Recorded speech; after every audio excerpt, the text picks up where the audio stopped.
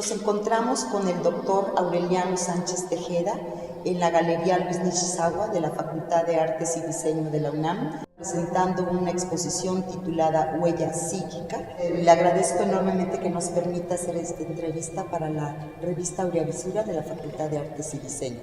Al contrario, gracias a ustedes y espero que algo interesante podamos obtener de esta plática.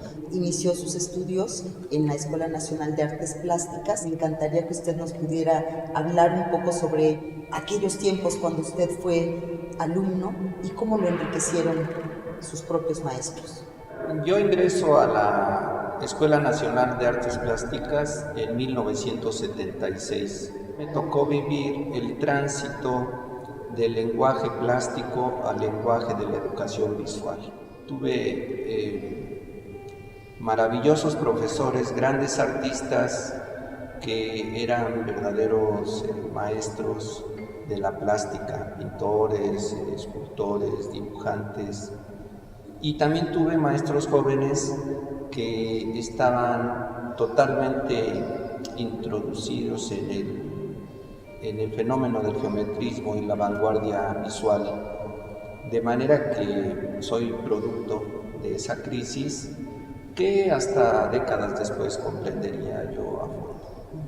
¿Cómo vería usted a nivel social este desarrollo entre aquellos momentos de cambio, ¿sí?, dentro de la sociedad y cómo se ven reflejados en el propio trabajo de su producción? La situación específica en la que vivimos nosotros como estudiantes de fines de los años 70, ese conflicto, es que heredamos un pensamiento socialmente muy crítico de las generaciones de los años 60 y todos nuestros profesores como exponentes de aquella escuela mexicana de arte social fuertemente relacionado con las causas más nobles de la Revolución Mexicana.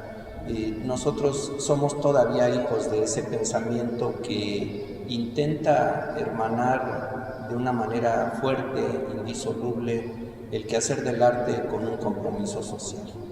Para nosotros el tránsito de lo plástico a lo visual no fue un problema meramente de lenguaje, sino de una asociación íntima entre el fenómeno artístico y el contexto social en el sentido totalmente amplio.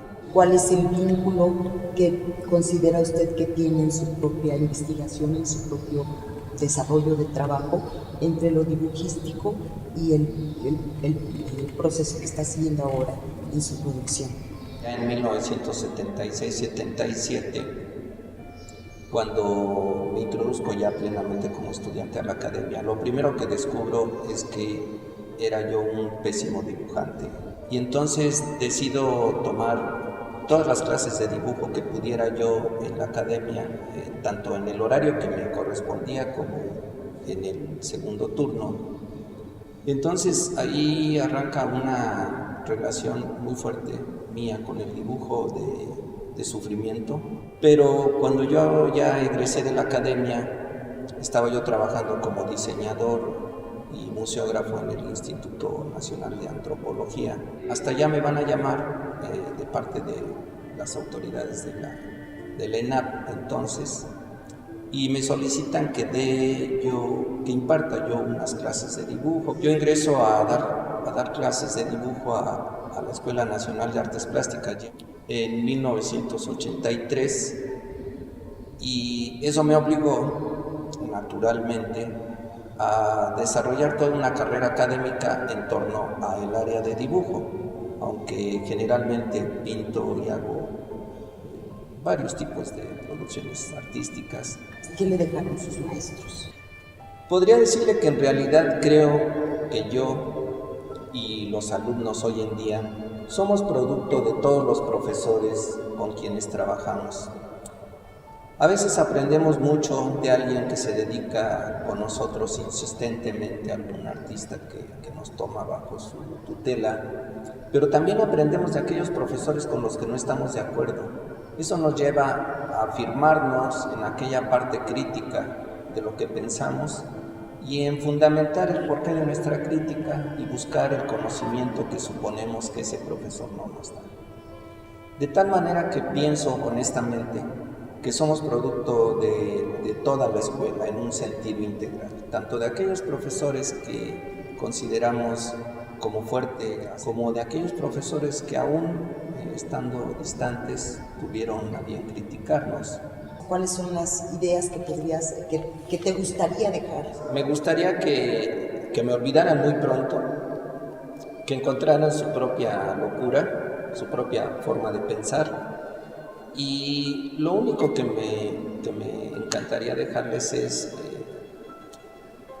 una pasión desenfrenada por hacer las cosas, ¿no? Que realmente lograra yo enfermarlos con ese gusto de producir la obra. De ahí en fuera no me gustaría que en lo absoluto me consideraran un ascendiente o alguien fundamental en su formación. Me gustaría que encontraran su propio interés, su propia pasión, y con eso estaríamos por bien servidos.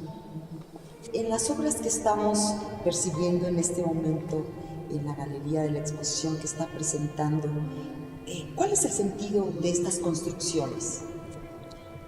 Es interesantísima esa pregunta porque da centralmente en uno de los puntos que desarrollo.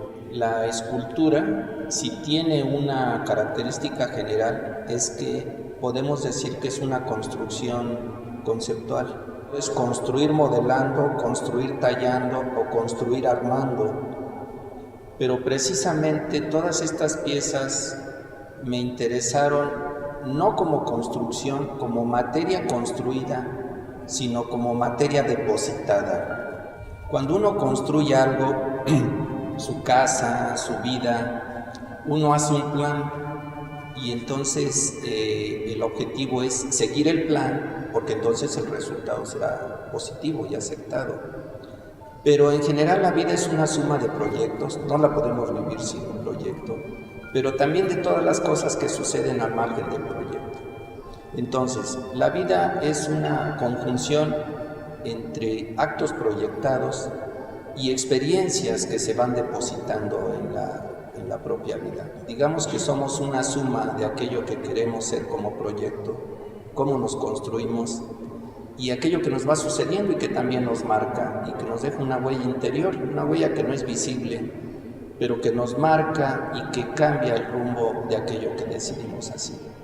Varias de estas piezas se inician con fragmentos de nidos. El ave no hace una obra de arte, construye un habitáculo. ¿Cómo podríamos realizar una escultura con un fragmento de nido como inicio? Desde un punto de vista conceptual eso es imposible. Entonces mi reto es precisamente elaborar una construcción cuyo sentido esté íntimamente ligado con ese fragmento inicial que no es escultura. No estoy trabajando con la idea de un espacio en el que vive el ser humano, estoy trabajando con la idea de objetos, entidades que tienen una presencia propia, pero que no tienen una presencia humana. En estas piezas, maestra, hay muy pocos elementos naturales. Qué curioso que se vean y parezcan piezas naturales, no lo son. No. En general, la materia que integra estas piezas son desechos orgánicos o desechos de mi propia acción de fumar y mi propia acción de comer. El tomar el vino, el fumar como un acto reflexivo. Entonces, estas piezas no son tanto un canto a la naturaleza, sino son una referencia a estos estados del tiempo en el que uno vive reflexiones propias. Sí, y ciertamente se percibe ese espíritu que usted comenta en su obra. Pues qué bueno, porque eso es lo que intentaba. Ojalá y todos lo vean como usted. Seguramente. Me gustaría, ¿verdad? Maestro, ¿y por qué esta exposición de huella que está presentando en la Galería Nishizawa? ¿Por qué en esta galería que se encuentra en la Facultad de Artes y Diseño? Esta exposición decidí presentarla solicitando la galería de la facultad por una razón. Recientemente, hace 3 años, pasamos de ser la Escuela Nacional de Artes Plásticas a la Facultad de Artes y Diseño. ¿Esto qué quiere decir? Que una de muchas características sustantivas cuando nos convertimos en facultad es que tenemos la obligación de generar conocimiento nuevo. No solamente nuestro objetivo es generar instrucción artística para nuestros jóvenes, sino que además los profesores, los académicos de la facultad, tenemos la obligación de generar extensiones y anexiones nuevas a la historia, a la teoría y el pensamiento artístico. Eso hace que sea fundamental el trabajo de investigación en una facultad. Entonces, esta exposición está aquí porque es la manera en que yo decido reportar el resultado de una investigación que tengo registrada aquí como profesor de carrera desde hace 4 años. Creo que de esta manera estoy reportando con todo un evento artístico el resultado de esos 4 años de reflexión. Siendo más específico y ya no tan vago, diría yo que algo que aprendí de algunos profesores, el maestro Nishizawa, el mismo Gilberto Aceves, fue una calidad humana. Si algo aprendí es que el artista es alguien que trabaja íntimamente en relación con su tiempo y con la gente. Sí, ¿cómo interpretaría usted este enlace entre esto y esta otra actividad que desde mi punto de vista como que engloba mucho ahora como funcionario en la propia facultad? Significa pensar en distintas perspectivas. Son diversos ángulos de un problema que es la educación artística. Siento que dirigir una escuela en una pequeña escala, como lo hago ahora, e impartir instrucción siempre debe de tener como eje principal la producción artística. ¿Por qué? Porque desde mi punto de vista no podemos hablar al estudiante de un proceso que nos es distante. ¿De qué manera puedo yo hablar con un estudiante sobre el dibujo si no lo vivimos los dos?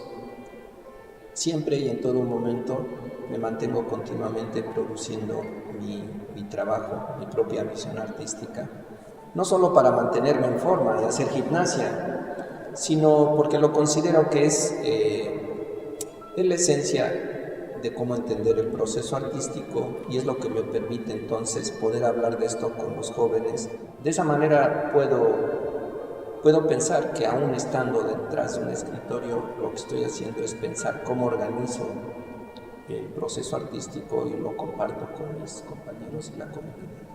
Maestro, pues deseo agradecer que nos haya hecho favor de permitirnos esta entrevista.